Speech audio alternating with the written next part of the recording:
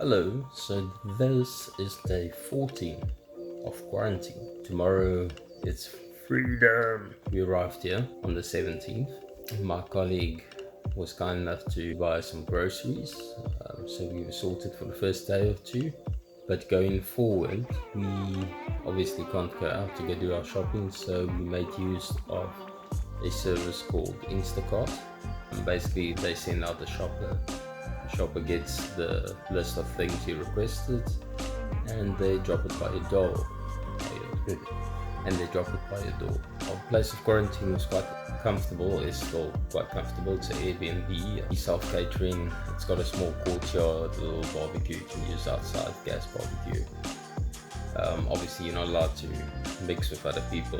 What we were allowed to do was make use of the bigger garden space, the main garden space. When the owners of the Airbnb wasn't using it, to be honest, they were kind. We were chatting across the fence. It's a Laneway house for South Africans. It's similar to a granny flat. It's in the backyard, which is a separate freestanding house.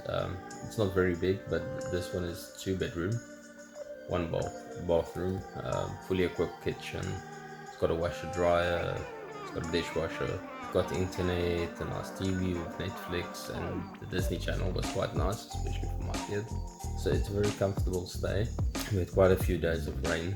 In my opinion, that wasn't too bad because now I didn't have FOMO for not going out. But on the nicer days, like today as well, which was 25 degrees, it would have been very nice going out, but that's a different story.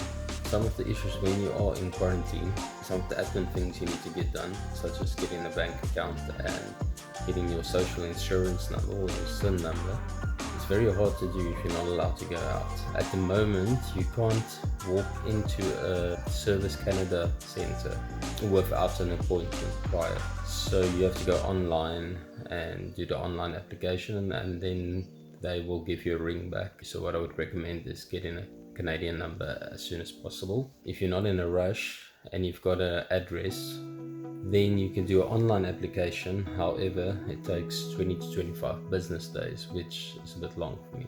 So if it's more urgent, like in my case, I would recommend making an appointment and getting that done as soon as you get out of quarantine. I made my appointment today for tomorrow. So without it, your workplace can't register you with the taxing system, and apparently that needs to be done within 3 days of you starting work. Another thing I missed admin wise was to get a driver's record. I'm gonna post a link to the site I found. I still haven't received mine. It sounds like it's easier to get when you are in South Africa.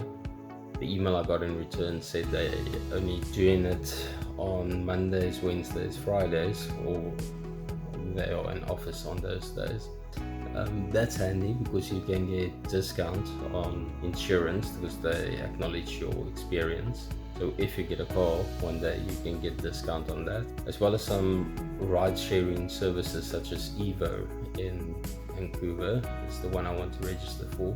They've got cars all over. You basically go on the app, see where the car is, book it out, check that there's no extra damage on the car. Then you get in it and drive it, I think for 45 cents per minute. So that's quite convenient in the beginning if you don't have a car and you live in a big city. However, if you're a foreigner, they would accept your international permit as long as you bring a driver's record along. So trying to keep yourself busy during the quarantine is tough, especially if you can't go out. If you use the bigger space, in South Africa during the hard lockdown, I provided essential service, so I was allowed to go out. However, even when you were at home and locked indoors, your kid and whatnot, we had a big backyard, probably 4 or 5 times the size of this little house. So the kid could run around. You can check my Instagram, I made some videos during lockdown diaries. There's a lot of things to do. You could exercise in the garage, you could skip, my kid could climb in the rock garden, and she could jump on a trampoline. Whereas now, we were stuck in a much smaller space. Yeah, you get on each other's nerves a bit. I'm not gonna lie, it wasn't easy. There was a lot of loss of patience. A lot. However, we made it through.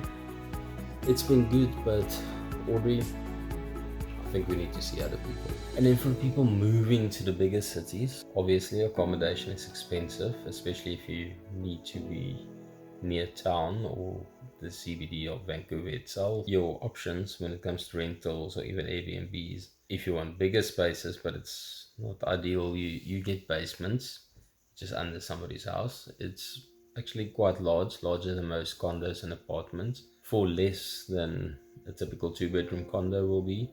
However, it might be a bit dark, especially in the winter. Yeah, you'll hear people above you most likely. That wasn't really an option for us. The Laneway houses is nice, now short term with the Airbnb. However, we would like our own space. You're still in somebody's backyard, so you don't really want that long term, or I don't want that at least. I think if you're a single person, perhaps you don't have kids, it might be a better option. What we opted for, we just heard today that we were successful with the application for condominium we applied for. It's 4 kilometers from our work, so that's quite convenient that I can use public transport, and when my bicycle arrives one day I can use that easily. So that also has pitfalls. You need to be aware of your neighbors, etc., not to make too much noise and bother them. However, it's very modern, it's very well laid out, so we're looking forward to moving into our new place over the weekend. Once I've got my Canadian license and maybe a car, after a year we can reassess, maybe move a bit further from work if that is something we want to do at that stage. But if you're fortunate enough that you don't have certain constraints that force you into the city, you can always stay in areas such as Burnaby, or I can't say the other place, I think it's northeast of Burnaby. It starts with a C. I'm not sure how you pronounce it, I'm not gonna butcher it on this vlog now. So if you're gonna have to quarantine, I would recommend looking for a place with a nice backyard, or at least an open space you can use. Or if you've got children especially, I would recommend this. Also just for your own sanity, so you can go outside a bit. 14 days can become long. Yeah, when you have a kid, you have to keep them entertained as well. Try and make your stay as convenient as possible. Also, when you're in quarantine, they request you to report in every day your symptoms. If you have the Arrive Canada app on your phone, it's going to give you a notification reminding you to log your symptoms. If you fly into Vancouver, and I think other places in Canada as well, they actually have a site where you can check which flights on which days had positive people on it. So you'll see the flight number and the date, and which rows should be concerned or should start self-isolating or quarantining themselves. I would say the most frustrating thing about these 14 days isolation wasn't so much having to stay indoors or at home, but just that you can't actually do anything like open a bank account, because then you need a proof of address if you don't have a social insurance number. Obviously we can't have that until we finish our quarantine. You can't start your employment without a social insurance number. So yeah, it's just frustrating. You've got all the time, but you can't really do a lot. And most of the time we're just trying to keep the kid busy, take her outside every now and then. It's difficult to explain to a 4-year-old you can't play with the kids, and then she starts doing people watching, hanging on the fence and watching the kids play. We're looking forward to tomorrow taking it to the park, and then I need to go sort out my social insurance number and a bank account. Also try and exercise, things like that, just to clear your mind a bit. But yeah, wasn't that bad. It's over now. Looking forward to start our life here. I'll drop some useful links in the description, and hopefully it can help somebody prepare for their arrival. If you like it, hit the like button. If you want to, hit the subscribe button. Maybe leave a comment, ask a question. There has been some interesting questions, and I'll probably make a vlog on it. But yeah, I'm looking forward to get out. And good luck with everybody that's busy with their things. Cheers.